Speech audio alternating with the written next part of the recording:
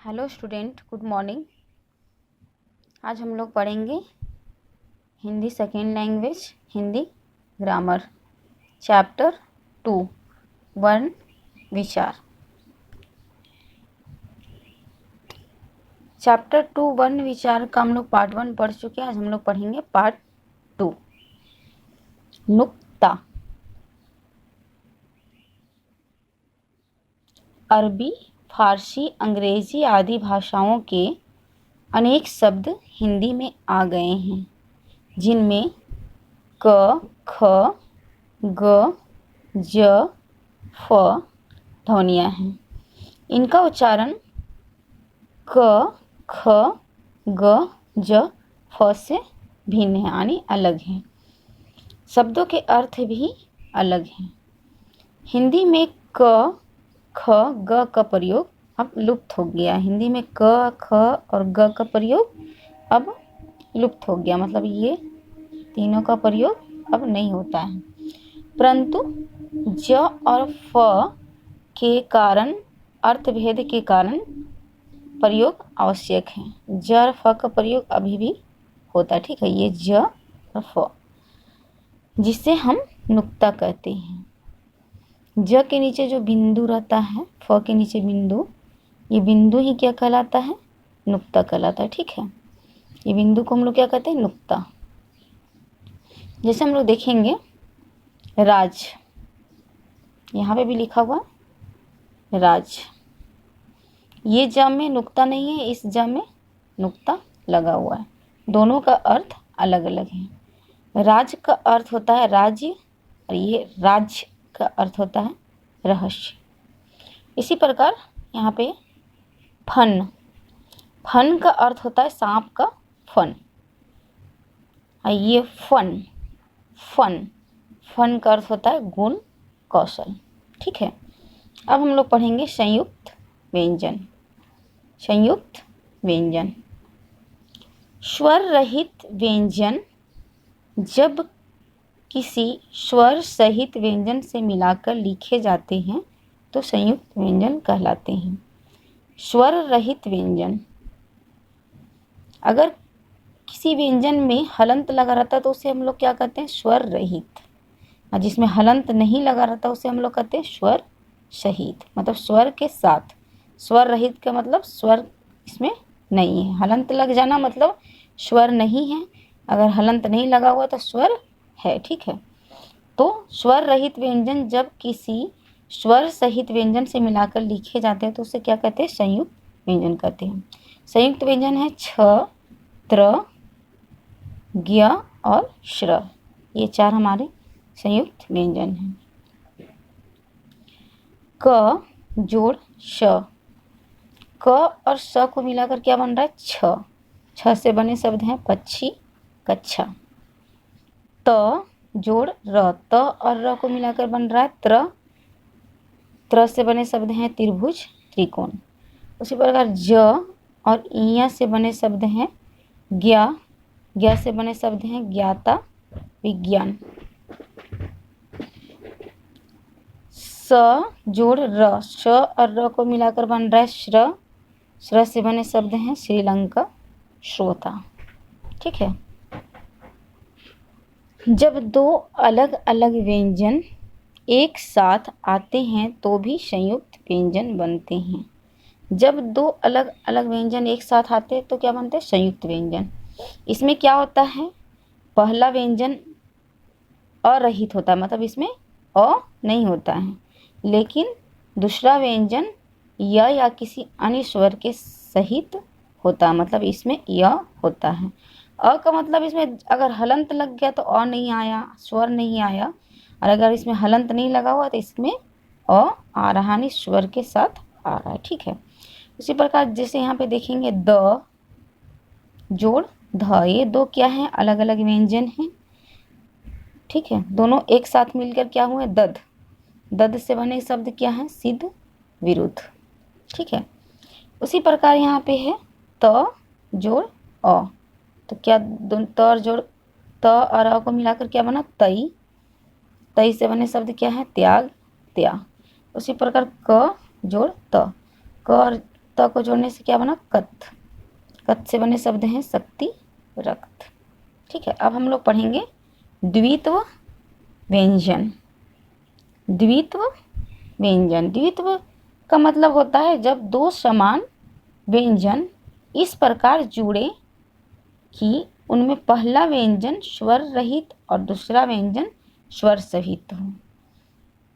जब दो समान व्यंजन, देखिए यहाँ पे दो समान है ना, ग और ग दोनों समान हैं। जब दो समान व्यंजन इस प्रकार जुड़े कि पहला व्यंजन स्वर रहित और दूसरा व्यंजन स्वर सहित हो, उसे क्या कहते हैं, द्वित्व व्यंजन कहते हैं। इसमें देखिए ग में हलंत लगा हुआ है, इसलिए क्या है, पहला व्यंजन स्वर रहित है और दूसरा व्यंजन क्या है, हलंत नहीं लगा हुआ, इसलिए क्या है, स्वर सहित यानी स्वर के साथ है। ठीक है, और दोनों समान है, ग और ग दोनों समान है। ठीक है, इसीलिए हम लोग इसको क्या कहते हैं, द्वित्व व्यंजन कहते हैं। ग जोड़ ग को मिलाकर क्या बना, गग। गग से बने शब्द क्या है, दिग्गज, चुग्गा। उसी प्रकार श जोड़ श को जोड़ने से क्या बना, सस। सस से बने शब्द क्या है, रस्सी, लस्सी। ठीक है, अब हम लोग पढ़ेंगे र के विभिन्न रूप। र के विभिन्न रूप, र के 4 रूप हैं, हम लोग अभी 4 रूप पढ़ेंगे। ठीक है, पहला है मूल रूप में र शब्दों के प्रारंभ, मध्य एवं अंत में आता है। मूल रूप में र शब्दों के प्रारंभ मतलब शुरुआत में र आता है, बीच में र आता है और अंत में आता है। जैसे यहाँ पे देखिए रथ, यहाँ र क्या आ रहा है, शुरू में आ रहा है यानी प्रारंभ में आ रहा है। यहाँ पे गरम, गरम में र क्या आ रहा है, बीच में आ रहा है। देखिए यहाँ पे अगर, अगर में र कहाँ आ रहा है, अंत में आ रहा है। ठीक है, अब हम लोग दूसरा रूप पढ़ेंगे। यदि स्वर सहित र के पहले कोई स्वर रहित व्यंजन हो तो यह अपने से पहले व्यंजन के नीचे रेप के रूप में, मतलब इस तरह नीचे लगाया जाता है, जैसे क्रम, क्रम। ठीक है, स्वर सहित र के पहले कोई स्वर रहित व्यंजन हो, स्वर सहित र के पहले, इसमें र क्या है, स्वर सहित है, उसके पहले क्या है, स्वर रहित व्यंजन। क्रम, जब हम लोग क्रम का उच्चारण करते हैं, क्रम, तो क हल्का आता है यानी क में हलंत आ जाएगा। क क्या है, स्वर रहित व्यंजन है, र स्वर सहित है। ठीक है, स्वर सहित व्यंजन के पहले क्या आ रहा है, स्वर रहित व्यंजन आ रहा है, उसके नीचे क्या करेंगे, हलंत लगाएंगे। ठीक है, तो यहाँ पे म, तो क्या बन गया, क्रम। ठीक है, उसी प्रकार यहाँ प्रदीप है, प क्या है, स्वर सहित व्यंजन है, र स्वर रहित है, तो इसीलिए हम लोग क्या लगा दिए, स्वर रहित व्यंजन में रेफ लगा दिए यानी र लगा दिए, तो क्या बन गया, प्रदीप। ठीक है, अब ग नंबर है यदि र स्वर रहित हो, इसमें क्या हो रहा है, र स्वर रहित है। ठीक है, इसमें स्वर नहीं है, र क्या है, स्वर रहित हो तो अपने से आगे वाले स्वर युक्त व्यंजन के ऊपर, अपने से आगे वाले, ठीक है, पीछे वाले नहीं, पहले वाले नहीं, आगे वाले स्वर युक्त व्यंजन के ऊपर लगाया जाता है, इसे र रेफ कहते हैं। जैसे यहाँ पे धर्म है, इसमें र क्या है, स्वर रहित है, र में हलंत लगा हुआ है, ध में नहीं लगा हुआ, म में भी नहीं लगा हुआ, म क्या है, स्वर सहित है। तो र के बाद क्या आ रहा है, म आ रहा है, इसीलिए यहाँ म के ऊपर क्या किए, र लगा दिए। ठीक है, तो बन गया धर्म। उसी प्रकार पर्वत, पर्वत। ठीक है, र के बाद क्या है, पर्वत, प जोड़ र जोड़ वत आ रहा है। ठीक है, ये यहाँ पे नहीं होगा, प जोड़ र जोड़ व जोड़ त। ठीक है, तो ये प और व के बीच में ये र है जो स्वर रहित है, तो उसके आगे वाला र के बाद क्या आ रहा है, व, तो क्या किए, व के ऊपर र लगा दिए। ठीक है, तो बन गया पर्वत।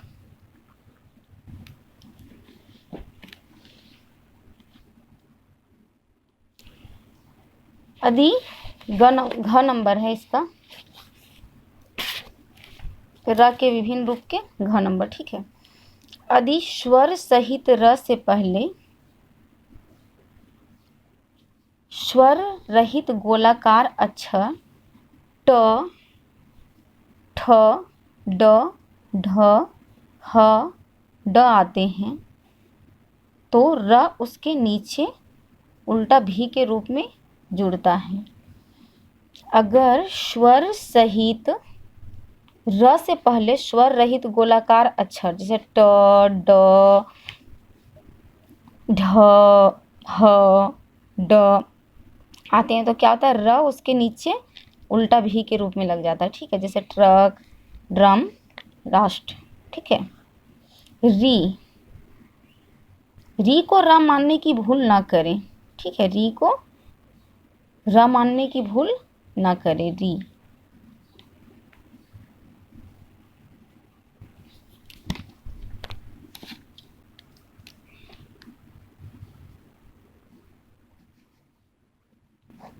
ये जो री है ये र नहीं है,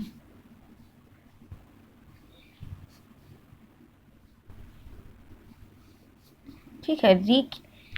री क्या है, र नहीं है, ये री मात्रा है, ठीक है। और र क्या है, व्यंजन है, ठीक है। री को हम लोग र मानने का भूल नहीं करेंगे।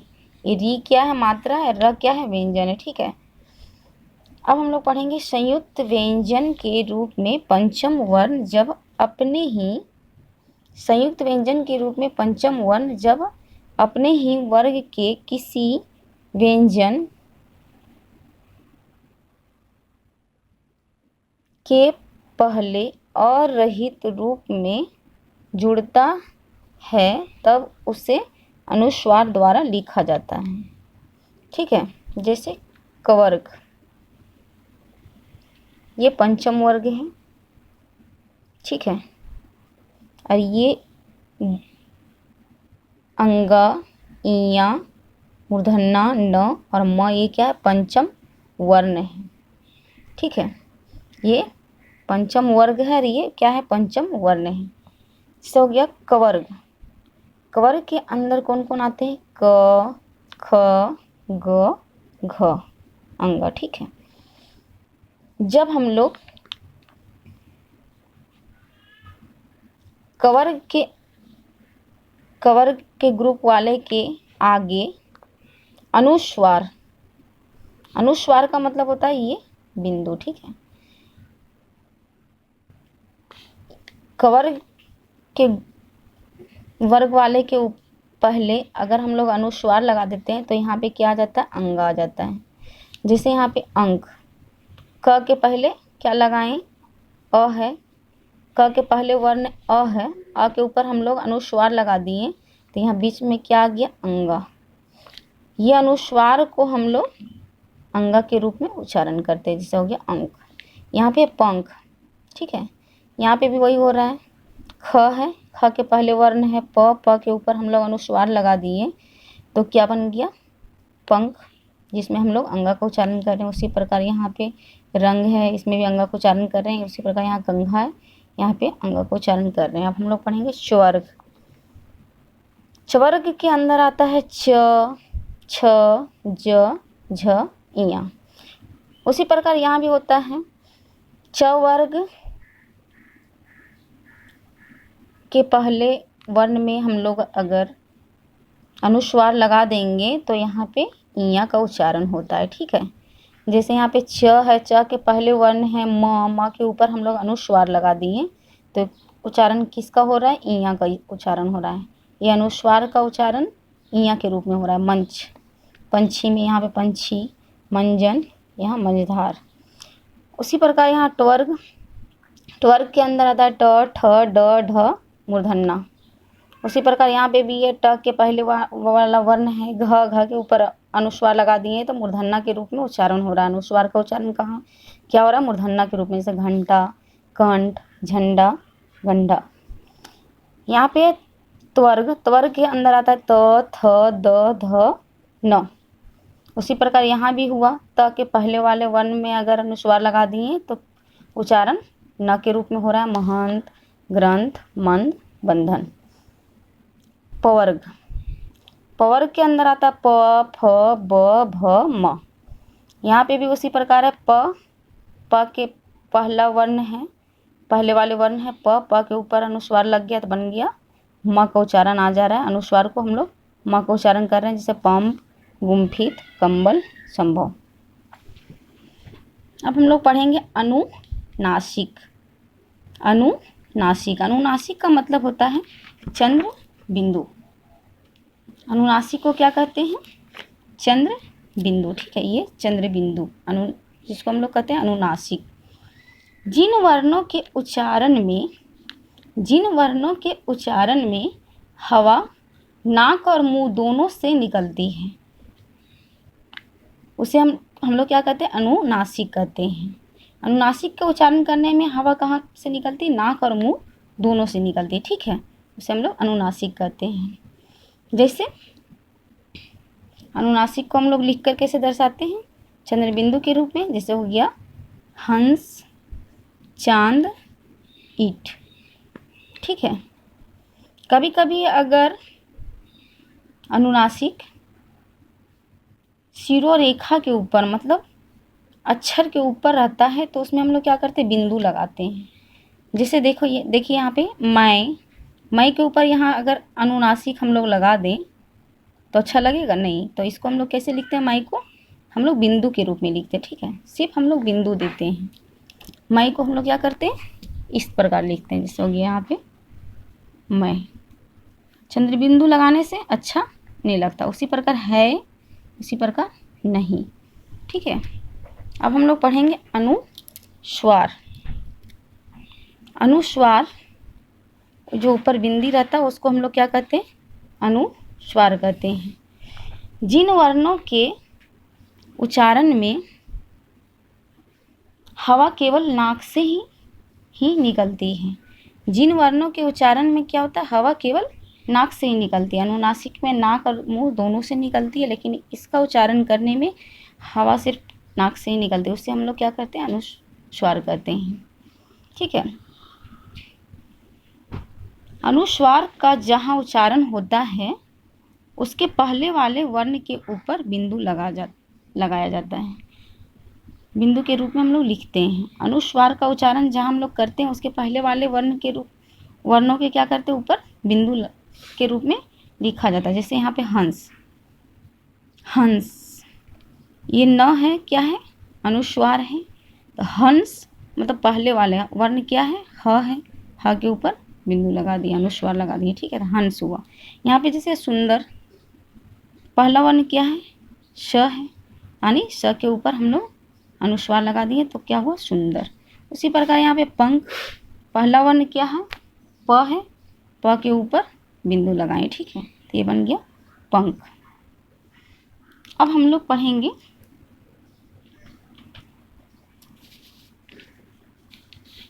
सम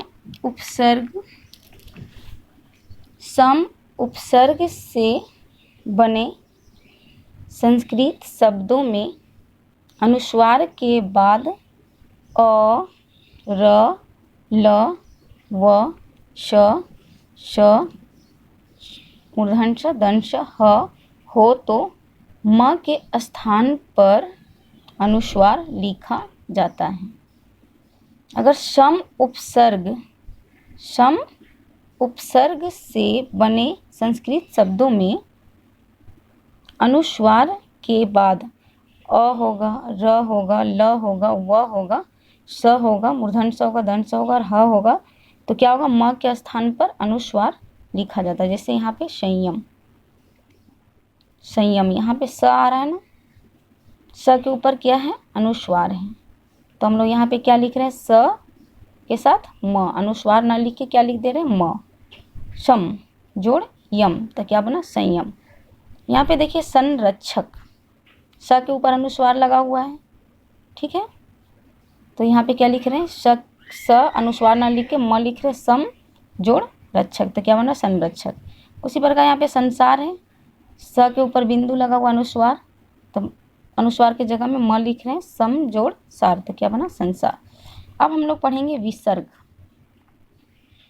विसर्ग, इसका उच्चारण हल्के से अ की भांति होता है। जब हम लोग इसका विसर्ग का उच्चारण करते हैं तो इसका हल्के से क्या होता है, अ की भांति आता है। लेखन में इसे 2 बिंदु लगाकर दर्शाते हैं। लेखन में इसे क्या करते हैं, 2 बिंदु लगाकर दर्शाते हैं। जैसे अतः, अतः जब हम लोग अतः का उच्चारण कर रहे हैं तो अह आ रहा है ना लास्ट में, अतः उच्चारण करते हैं क्या आ रहा है, अह आ रहा है, ठीक है। उसी प्रकार प्रातः, प्रातः में भी अह आ रहा है। उसी प्रकार पुनः, पुनः में भी उच्चारण कर रहे हैं तो क्या आ रहा है, अह आ रहा है, ठीक है। अब हम लोग पढ़ेंगे हल चिन्ह। हल चिन्ह को हम लोग क्या कहते हैं, हलंत चिन्ह। उसका चिन्ह इस प्रकार है, ठीक है। जब व्यंजन बिना स्वर के लिखना हो तो हल चिन्ह का प्रयोग करते हैं। जब व्यंजन बिना स्वर का लिखना हो तो किसका प्रयोग करते हैं, हल चिन्ह का प्रयोग करते हैं, ठीक है। जैसे यहाँ पे है हड्डी, ह में तो, ह व्यंजन में तो है स्वर, ड में स्वर नहीं है, इसीलिए क्या किए, हलंत का प्रयोग किए, ठीक है। डी, डी में स्वर है तो क्या बना हड्डी। उसी प्रकार लट्टू, ल में स्वर है, ट में स्वर नहीं है, ये ट में स्वर है, इसीलिए ट में स्वर नहीं, इसलिए क्या किए, हलंत लगाए यहाँ पे, ठीक है। क्या बना लट्टू। अब हम लोग पढ़ेंगे वर्ण विच्छेद। वर्ण विच्छेद, किसी शब्द या ध्वनि समूह के सभी वर्णों को अलग अलग करना वर्ण विच्छेद कहलाता है। किसी शब्द या ध्वनि, ये क्या है, शब्द है, ठीक है, इसके वर्णों को हम लोग क्या किए हैं, अलग अलग किए हैं, इसे ही क्या कहते हैं, वर्ण विच्छेद कहते हैं। जैसे यहाँ पे है रमेश, र का उच्चारण करने में र के साथ क्या आ रहा है, अ आ रहा है, ठीक है, तो यहाँ पे लिख दिए र जोड़ अ। अब हम लोग उच्चारण करेंगे मे के उच्चारण करने में म के साथ क्या आ रहा है, ए आ रहा है, ठीक है, तो यहाँ पे हम लोग क्या लिखे, म जोड़ ए, मे के लिए म जोड़ ए। श को उच्चारण जब हम लोग कर रहे हैं स के साथ क्या आ रहा है, अ आ रहा है, श जोड़ अ, तो क्या बना रमेश। उसी प्रकार यहाँ पे पुस्तक, पू को उच्चारण जब कर रहे तब प के साथ क्या आ रहा है, उ आ रहा है, पू यानी प जोड़ उ। स, यहाँ पे आधा स है, इसमें स्वर नहीं है, इसलिए क्या किए, स को हलंत दिए। उसके बाद यहाँ पे त है, त का उच्चारण कर रहे हैं तो त के साथ क्या आ रहा है, अ आ रहा है, त जोड़ अ लिखे। क का उच्चारण कर रहे हैं तो क के साथ में क्या आ रहा है, क अ आ रहा है, तो इसलिए यहाँ पे क जोड़ अ लिखे। तो प जोड़ उ जोड़ स जोड़ त जोड़ अ जोड़ ख जोड़ अ, तो क्या बना पुस्तक। Okay student, thank you.